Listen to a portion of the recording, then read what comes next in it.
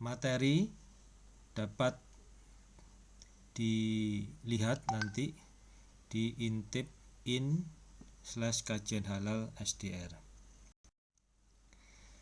Outline yang ingin kami sampaikan sebagai kadar penggerak halal, yaitu pertama pengenalan halal haram, kemudian pengenalan najis, pengenalan bahan, sistem jaminan halal, dan nantinya ada sertifikasi halal. Yang pertama tentang pengenalan halal haram. Di sini perlu diketahui bahwa dalam ajaran hukum Islam, halal dan haram merupakan persoalan yang sangat penting dan dipandang sebagai inti keberagamaan. Sekali lagi adalah inti keberagamaan, bukan inti keberagaman. Beda. Cara melafadzkannya berbeda pun nanti artinya berbeda. Jadi di sini adalah inti keberagamaan. Karena setiap muslim yang akan melakukan atau menggunakan, terlebih lagi mengkonsumsi sesuatu, jadi masuk dalam tubuh, sangat dituntut oleh agama untuk memastikan terlebih dahulu kehalalan dan keharamannya. Jika halal, maka sesuatu itu boleh menggunakan atau mengkonsumsinya. Demikian pula sebaliknya, jika dia haram maka tidak boleh menggunakan atau mengkonsumsinya. Sedemikian urgen kedudukan halal dan haram hingga sebagian besar ulama menyatakan hukum Islam atau fikih adalah pengetahuan tentang halal dan haram. Bagaimana menentukan halal dan haram? Di sini ada 4 kaidah yang kita pakai. Yang pertama tentunya adalah Al-Quran, kemudian yang kedua adalah hadis Nabi, yang ketiga ijma ulama, dan yang keempat adalah kaidah-kaidah atau ketentuan-ketentuan hukum Islam, yaitu ketentuan dan pedoman yang dapat diperdayakan secara syariah. Ini fokus atau domainnya MUI, Majelis Ulama Indonesia, atau para alim ulama yang lain yang diketahui keilmuannya. Jadi hukum halal haram ini terbagi menjadi 2. Yang pertama adalah perbuatan dan yang kedua adalah benda. Untuk yang perbuatan, hukum asal perbuatan terkait dengan hukum syara yaitu wajib, sunnah, mubah, makruh, dan haram. Dan terkait benda, hukum asal benda adalah mubah selama tidak ada dalil yang mengharamkan. Jadi kalau di bahas benda itu adalah halal dan haram. Dan pusat kajian halal ITS itu fokus pada benda ini. Jadi sekali lagi, pusat kajian halal ITS fokus pada benda, bukan pada perbuatan. Dan benda ini menjadi dasar dalam proses sertifikasi halal. Di sini dikatakan dalam kaidah halal haram, usul fikih untuk benda yaitu asal tiap-tiap sesuatu adalah mubah, dan surat Al-A'raf ayat 157 yang artinya adalah dan mengharapkan bagi mereka segala yang buruk. Jadi ini ada highlight di sini. Islam menetapkan bahwa asal sesuatu yang diciptakan oleh Allah adalah halal dan mubah.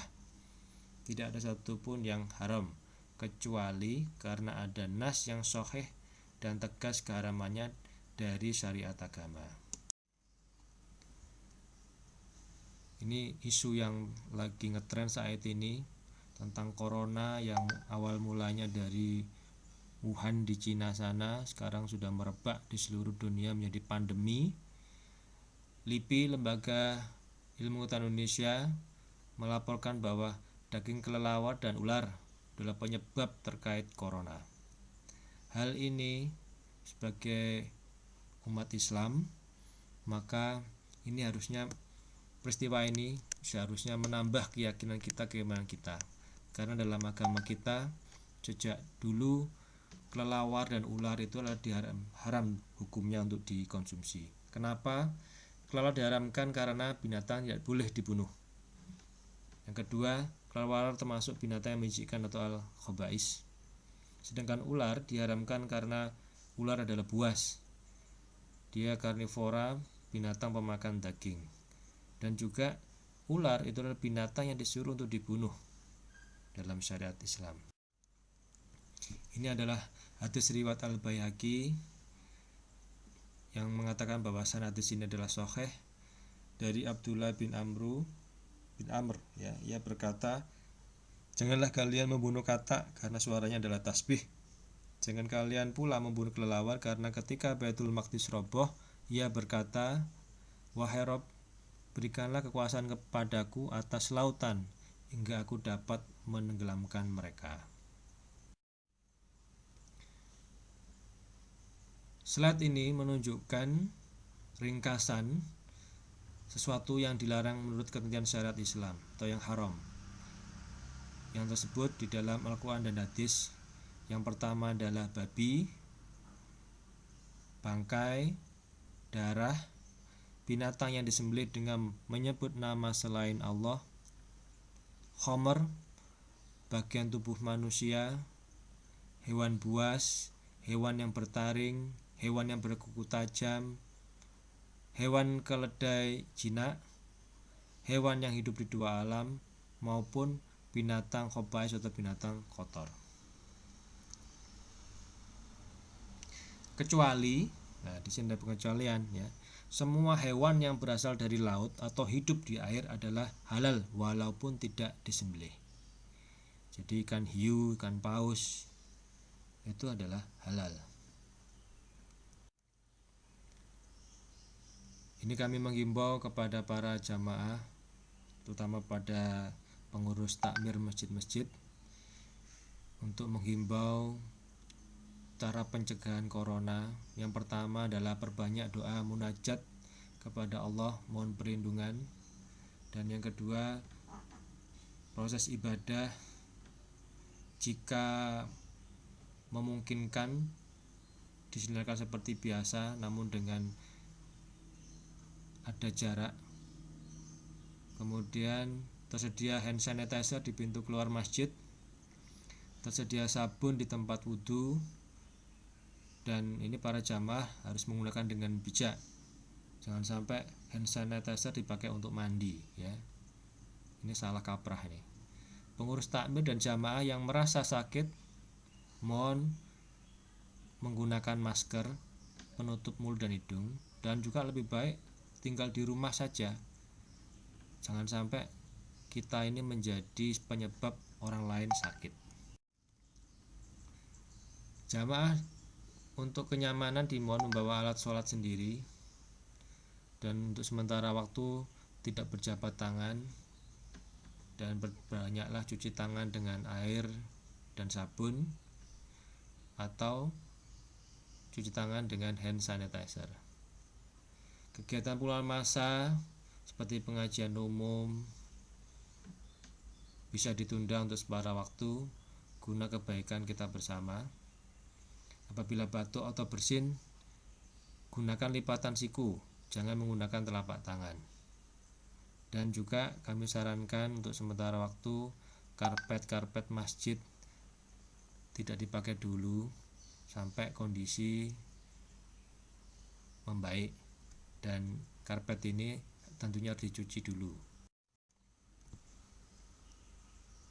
Semakin banyaknya hand sanitizer yang diburu masyarakat untuk cuci tangan, maka ada judul surat kabar mengatakan hand sanitizer langkah gegara corona.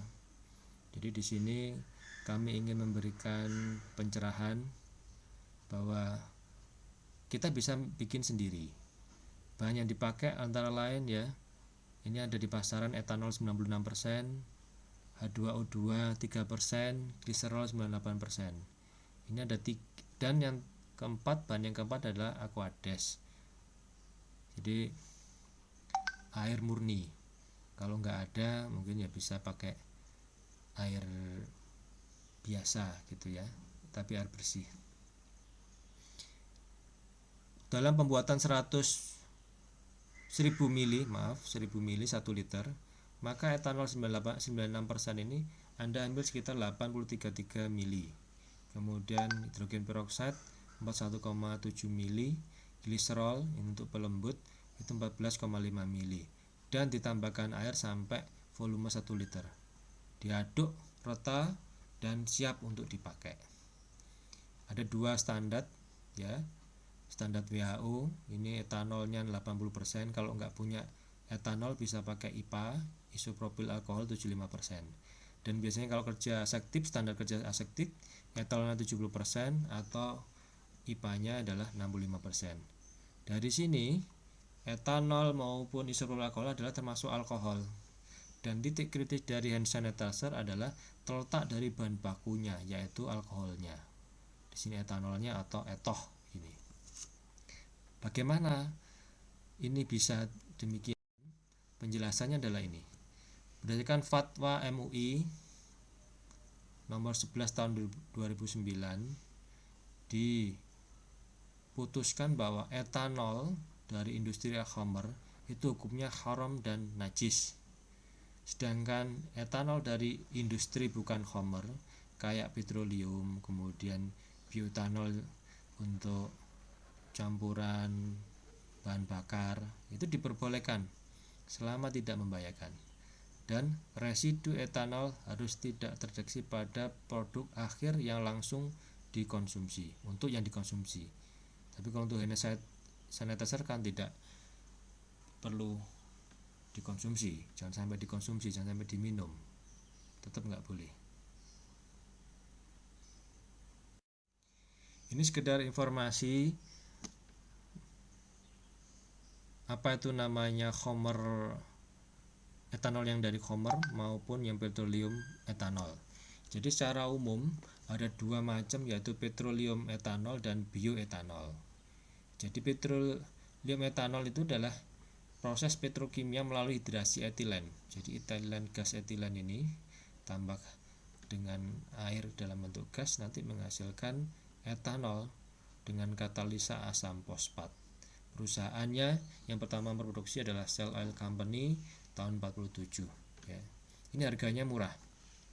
Sedangkan bioetanol itu adalah secara biologis melalui fermentasi, yaitu glukosa diragikan, difermentasi dengan ragi untuk menghasilkan etanol dan CO2. Dan dalam proses fermentasi ini ada dua tujuan biasanya. Yang pertama untuk khamr industri, yang kedua industri non khamr. Dan biasanya bioetanol di sini harganya lebih mahal daripada petroleum etanol. Kita di pasaran ini adalah dua produk dengan quality yang sama.